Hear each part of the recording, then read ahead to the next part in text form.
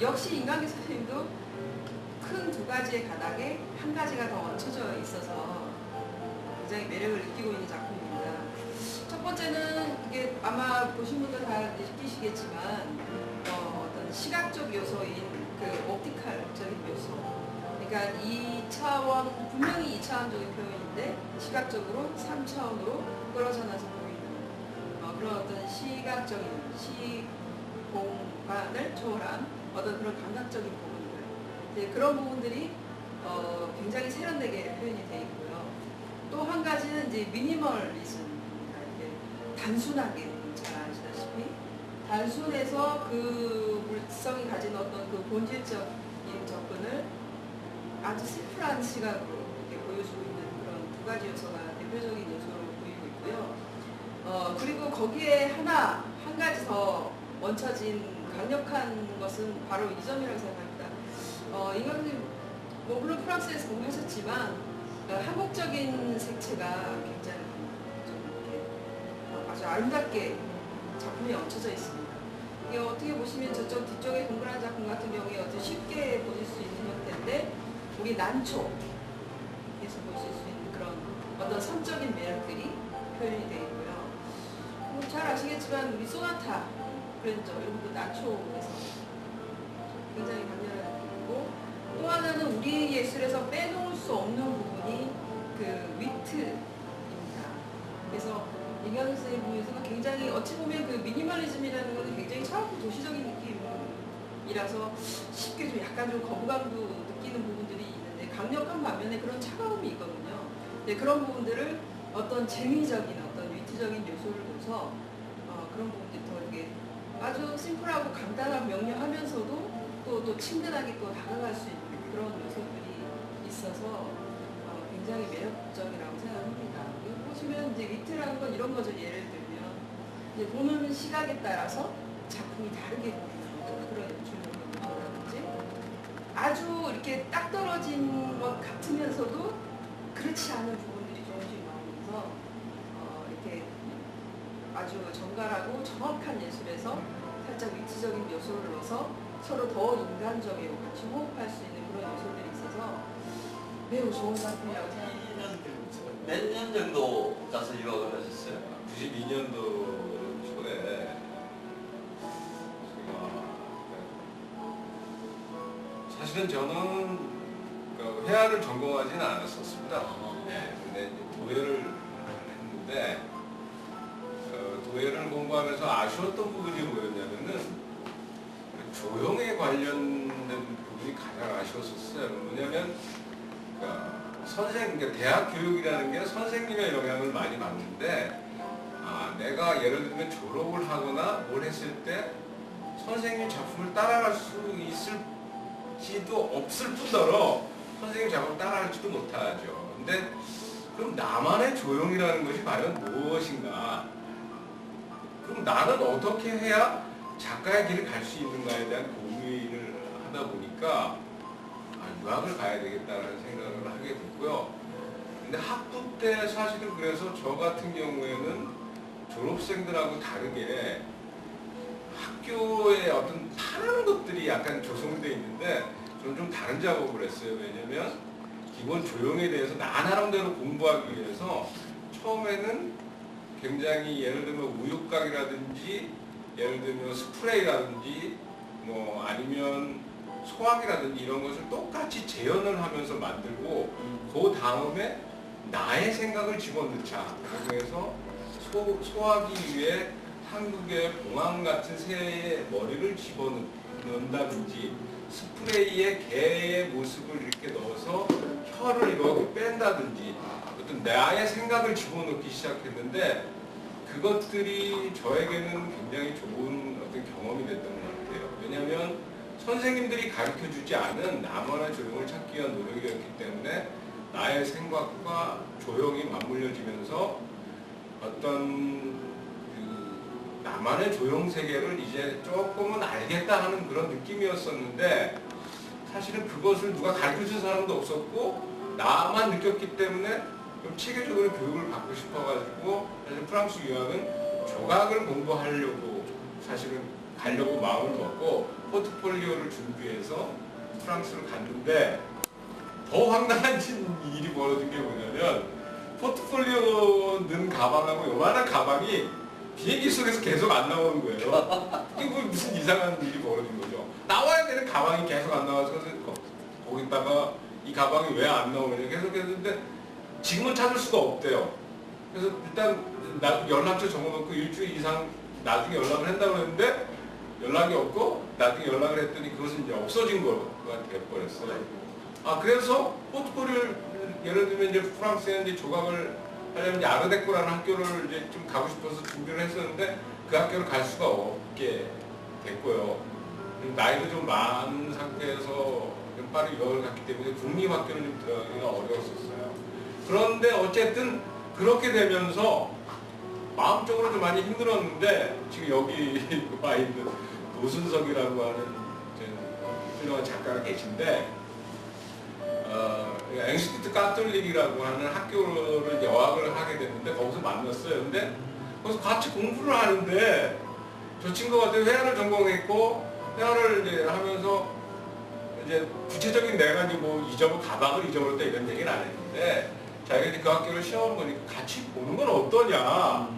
그래서 우연찮게 그 학교를 같이 가서 시험을 보면서 회화를 전공하게 된 것이죠. 그러니까 굳이 내가 뭐 회화를 하려고 했던 것은 아니었지만 회화를 같이 공부하면서 느꼈던 건 뭐냐면 사실은 저는 굉장히 처음부터 그 아까 이제 조형에 대한 얘기를 했지만 그러니까 인간에 대한 인문학에 대한 관심이 상당히 좀 많았었어요. 그래서 예를 들면 그 사람이 소외됐을 때 어떤 과정이 그 사회 구조적으로 이 사람이 된 것인가 뭐 아니면 이 사람이 부모를 잘 만나서 된 것인가 여러 가지 생각을 하다 보니까 소외에 대한 관심이 많았었어요. 그래서 그 소위 말하면 뭐 미술적으로 보면 이제 포리티컬 아트라고 해서 정치적인 미술도 있지만 저는 그런 거보다는 한국의 약간 민중미술에 가까운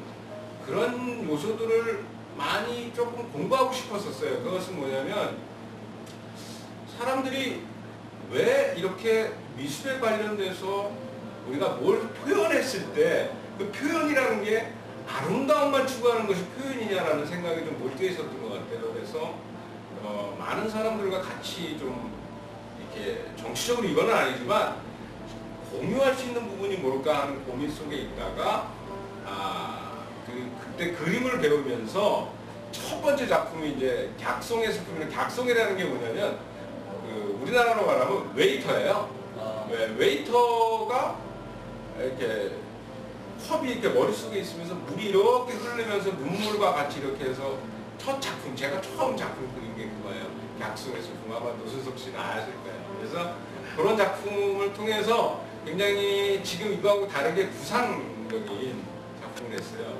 그래서 예를 들면 넥타이를 메고 있는 이런 현대인의 모습이 개의 모습을 하고 있다든지 굉장히 사람이 보면 뭐 TV인데 개의 모습이 이렇게 툭 튀어나와 혀를 쭉 내밀고 있어가지고 상상을 이렇게 하게끔 만드는 그런 작업들.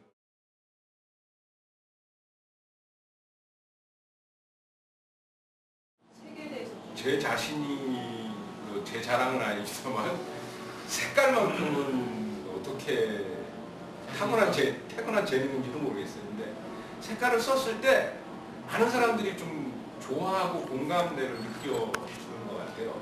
그것은 왜냐면 원색을 잘 안 쓰기 때문에 그런 것 같아요.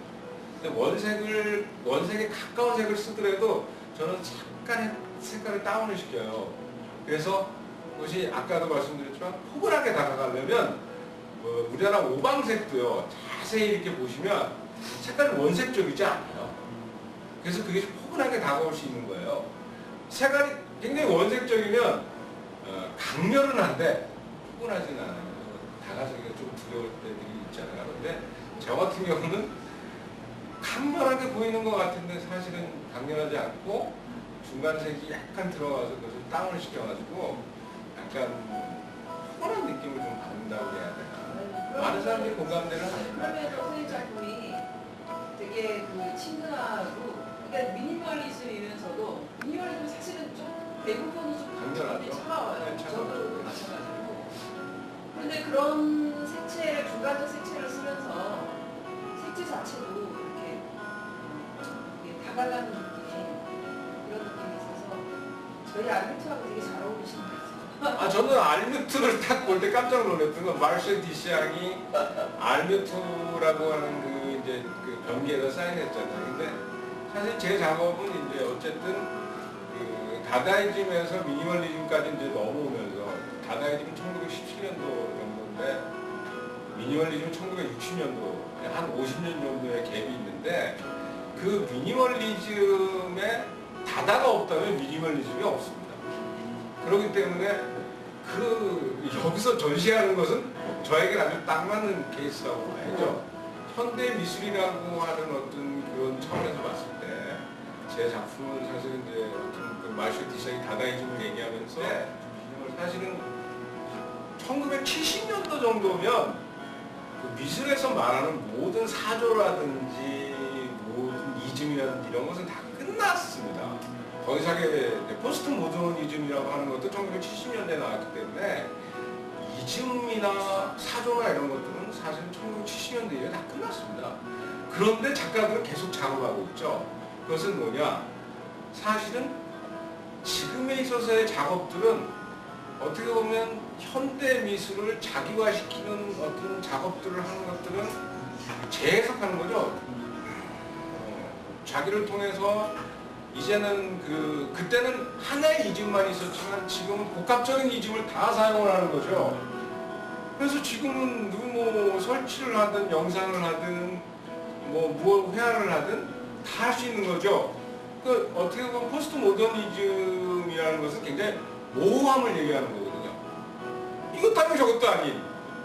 그렇기 때문에 무엇이든 할 수 있는 그런 것이라는 거죠. 그렇기 때문에 지금에 와서 마르셀 디시앙이 없으면 현대미술도 없지만 현대미술이라는 것은 거꾸로 반대로 얘기하면 마르셀 디시앙은 떼어놓을 수 없는 거예요. 그래서 지금 제가 알루트에서도 마르셀 디시앙을 얘기하겠지만 너무나 좋은 어떤 그 생각을 가진 강성민 대표님하고 이렇게 전시를 한다는 것은 마인드가 딱 맞아서 너무 좋은 거죠. 아주 우리 알뮤트 방송 개국 특집으로 아주 제대로 만나셨네요.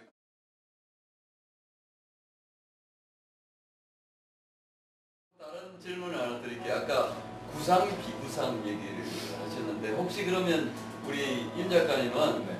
비구상만 하세요? 구상도 하세요?